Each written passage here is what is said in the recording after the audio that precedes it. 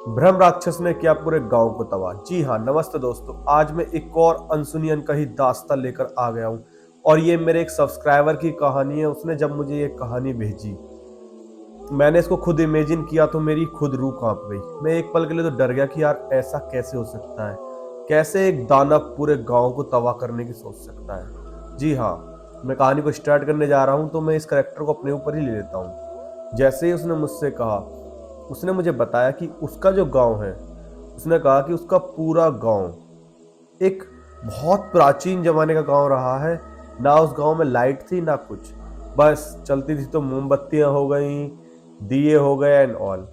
एक रोज उसको पता चलता है कि उसके गांव से रोड निकलने वाली है, वो भी हाईवे वाली।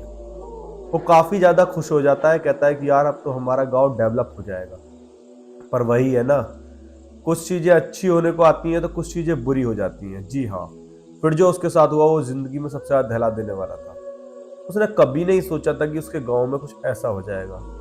उसने मुझे बताया कि जैसे ही कॉन्ट्रैक्टर आए तो उन्होंने रोड के लिए जगह देखनी चाहिए। तो उन्होंने कहा कि रोड जो निकलेगी या बीच में से निकलेगी।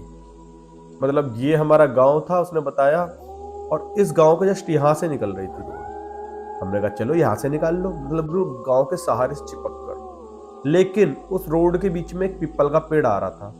हमने कहा भाई देखो, इस पीपल के पेड़ पर करते हैं हम पूजा पाठ, ये पीपल का पेड़ तो हम नहीं कटने देंगे। उसने हमसे कहा कि पीपल का पेड़ तो कटेगा चाहे तुम कुछ भी कर लो। हमने कहा नहीं, पीपल का पेड़ नहीं कटने देंगे। हम सारे गांव के लोगों ने मिलकर दंगा प्रसाद कर दिए कि नहीं, ये पेड़ नहीं कटना चाहिए। पर वही है ना, सरकार के सामने किसकी चलती है, और वो उन लोगों ने पेड़ काट दिया। जब उन लोगों ने वो पेड़ काट दिया, उसके बाद जो स्टार्ट हुआ, जो वहां का कॉन्ट्रैक्टर था, जिसको ये कॉन्ट्रैक्ट मिला हुआ था गवर्नमेंट की तरफ से, उसकी ना जाने कैसे अजीबो गरीब तरीका से मौत हो जाती है। हम कहते हैं यार ये तो साला सही गया था, ये मर कैसे गया। चेक करा जाता है तो कहा जाता है किसी वुल्फ वगैरह ने अटैक किया है, मतलब कि किसी भेड़िए वगैरह के अटैक के दौरान उसकी मौत हुई है। बताया जा रहा था कि वो टॉयलेट करने के लिए अपने फार्म हाउस से थोड़ा सा बाहर को गया, जहां उसको स्टे करने के लिए कहा गया था। और जो बॉडीगार्ड था वो घर उधर उसके आसपास ही रहा, लेकिन उसने नहीं देखा कब क्या हुआ। एक साथ चीख सी आई और वो भागा भागा गया गन लेकर, तो देखा तो कॉन्ट्रैक्टर मरा पड़ा था। अब उसको नहीं पता था कि उसने जो पेड़ काट दिया उसके कारण ही ये सब कुछ हो रहा है। कहा जाता है कि ऐसी चीजें जो पीपल के पेड़ होते हैं इनको नहीं काटना चाहिए। और फिर अगले दिन पता चलती है कि जिसने वो बिल्डोजर चलवाने में अपनी बिल्डोजर दी थी, उसकी बॉडी पे फालिस मार गई है। हम समझ चुके थे कि गांव में तो कहरम स्टार्ट हो चुका है। अब पल पल पल लोग मरेंगे और मौत का ये खेल ना जाने कब तक चलेगा। पूरे गांव एक तरीका से डर चुका था। प्राचीन जमाने का गांव था तो गांव को इतनी नॉलेज नहीं थी इस चीज के बारे में, बस ये पता थी कि ये पाप होता है। और वो पाप कॉन्ट्रैक्टर कर चुका था। करा कहाँ?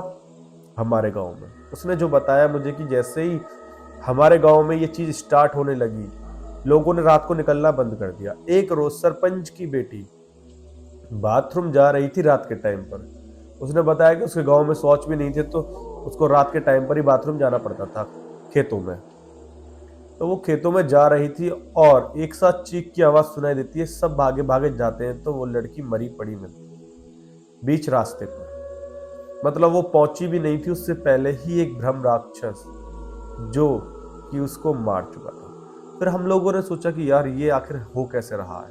उसने बताया कि पूरे गांव ने पंचायत बिठाई। अगले दिन तहकीकात की गई कि आखिर ये करा किसने, लेकिन पुलिस रिपोर्ट के अकॉर्डिंग किसी वुल्फ वगैरह का अटैक था। तो लोग समझने लगे कि यार इस गांव में तो भेड़िए नहीं रहते, तो ये वुल्फ अटैक हो कैसे रहे हैं। ये चीज एक पल के लिए तो ऐसी थी कि आंखों आंखों सुनी और कानों कानों निकली। पर वही ना, इन चीजों को कौन इंसान कानों से निकाल देगा।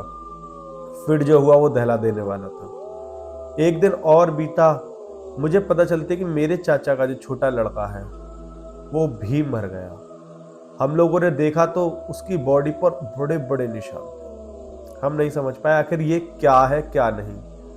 इंग्लिश में इसको क्रिएचर कहते हैं और हिंदी में हमारी भाषा में इसको ब्रह्म राक्षस कहते हैं, जो कि भ्रम से पैदा होता है। और ये पैदा हुआ था उस पीपल के पेड़ के कारण। अब हम लोगों ने कॉन्ट्रैक्टर तो मर चुका था। उसके बाद नया कॉन्ट्रैक्टर आया, उसको हमने सारी बातें बताई कि ऐसे ऐसे इसने बहुत बड़ा पाप कर दिया है। उस कॉन्ट्रैक्टर ने कहा कि अरे ये कुछ नहीं होता, क्योंकि ये जो कॉन्ट्रैक्टर थे ये साले शहर की शहरी बाबू थे।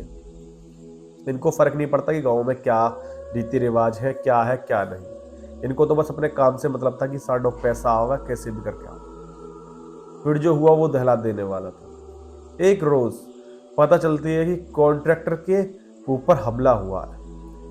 पूरा गांव पहुंच गया, वहां पुलिस भी थी और सब कुछ था। जब हम लोगों ने देखा कॉन्ट्रैक्टर पूरा डरा हुआ, उसने कहा कि एक बड़ा सा दानव जो कि शरीर से इंसान जैसा था, उसकी लंबी सी पूंछ, उसके 6-7 हाथ और उसका मुंह इतना बड़ा कि मैं देख के डर गया। वो तो मैंने अंदर घुस के अपना गेट लगा लिया, वरना वो तो मुझे मार देता।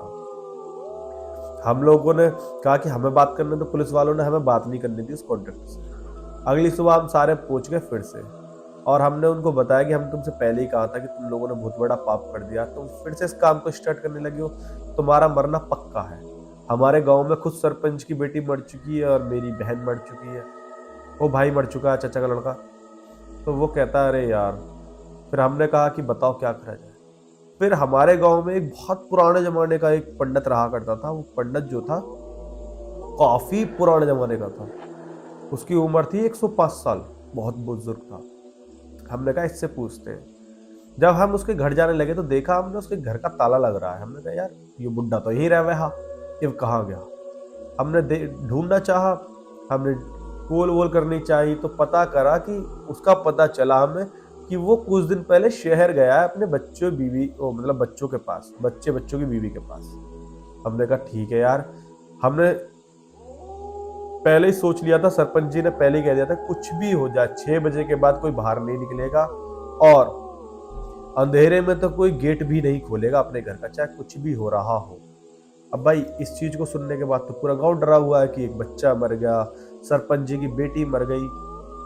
उसके बाद पूरे गांव में एक अलग ही दहशत थी, और वो दहशत इस प्रकार थी कि कोई ना चाहकर भी इस चीज को नहीं बुला सकता कि आखिर ये सब कैसे हुआ।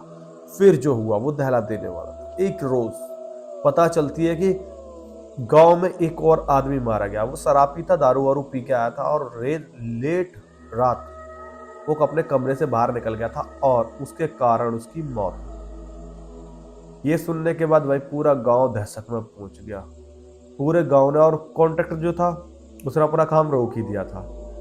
फिर हम कॉन्ट्रैक्टर के पास गए, उसने अपनी गाड़ी दिखाई, उसने कहा कि मैं तुम्हारे साथ चलूंगा, और वो हमारे साथ गया। हमने उस बुड्ढे बाबा को ढूंढा, उन्होंने बताया कि ये जो पेड़ है ये मेरे दादा के टाइम का लगा हुआ है।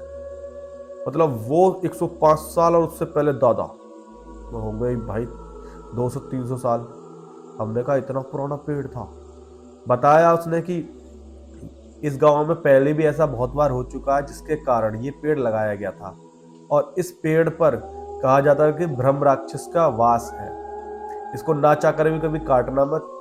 लेकिन मैं यहाँ आ गया इसलिए तुम लोगों को कह नहीं पाया, वरना मैं इसे कभी कटने नहीं देता। तो गांव के लोगों ने जो 2-4 गए थे उन सब ने बताया उसको कि भाई हम लोग भी टूट पड़े थे, लेकिन वही है ना, सरकार के आगे किसकी चलती है, रोड निकलनी थी तो निकलनी थी। कहते अच्छा चलो कोई नहीं। उसने कहा कि एक काम कर सकते हो तुम, आज कौन सा दिन है। हमने कहा आज तो ऐसे ऐसे दिन है। उसने कहा कि 3 दिन बाद अमावस्या है, अमावस्या की सुबह ही तुम लोगों को उस जगह पे एक नया पेड़ स्थापित करना पड़ेगा, जिस पेड़ को तुम्हें पूजा भी करनी पड़ेगी। मैं तुम्हारे साथ ही चलता हूँ, मैं ही पूजा पाठ करूंगा। भाई हम उसको लेकर गांव आ गए। जैसे गांव पहुंचे हम लोगों ने देखा कि हमें पता चलती है गांव के 3 बच्चे और मर गए। मतलब हम शहर गए और अगले दिन आए, इसमें ही 3 बच्चों की और मौत। ये बच्चे गलती से बाहर रह गए थे 6 बजे के बाद, और अंधेरे के दौरान इन सबकी लाशें मिली एक पेड़ पर लटकी हुई, और इनका शरीर ऐसे कटा पड़ा था जैसे कि किसी बड़े वुल्फ ने अटैक किया। अब दानव के बारे में तो हम सबको पता चल चुकी थी, ब्रह्म राक्षस के बारे में उसने हमें बता ही दिया था। फिर हम लोग 2 दिन इंतजार करने लगे। तीसरा दिन जैसे ही हुआ भाई पूजा पाठ स्टार्ट। उस पुरानी उसकी जड़ों को निकाला गया, हल्की फुल्की को खोदा गया, मतलब फिर मिट्टी डाली गई थोड़ी सी, और उसमें उस एक नए पीपल के पेड़ को लगाया गया, उस पर धागे वागे बांधे। और वो कार्य जो था सुबह के 10 बजे से रात के 8 बजे तक चला। कोई वहां से कहीं नहीं गया। उसके बाद क्षमा ममा मांगी, पूरे गांव में एक एक करके अपने घर आ गए।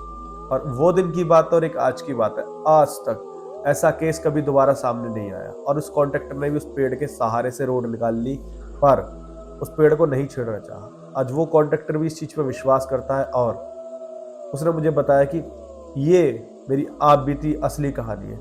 अब जो ये मेरा सब्सक्राइबर है, ये नोएडा में रहता है और नोएडा में जॉब करता है। इसके पास पैसा भी अच्छा खासा हो चुका है, तो इसने सोचा है क्यों ना ये अपनी प्राचीन बातें बताए जो कि इसके गांव में हाथ से बीते। आई होप ये कहानी आप लोगों को बहुत अच्छे से समझ में आई होगी। मेरी आईडी इंस्टाग्राम पर है हेमंत चौधरी ऑफिशियल करके, या फिर हेम वास्तु करके। अगर किसी को वास्तु के बारे में कुछ जानना है तो बस वहां जाकर एक बार मुझे मैसेज कर देना। मैं आपको, अगर आप कहोगे मैं यूट्यूब से आया हूं, तो मैं आपको फ्री में आपका वास्तु देखूंगा। और जो भी आपको जानना होगा अपनी भविष्य के बारे में, आप बस उस जगह पर जाके मेरे को बता देना, मैं आपको फ्री में बताऊंगा। बाकी चैनल को लाइक शेयर सब्सक्राइब कर ही देना। मिलते हैं नई कहानी के साथ। शेयर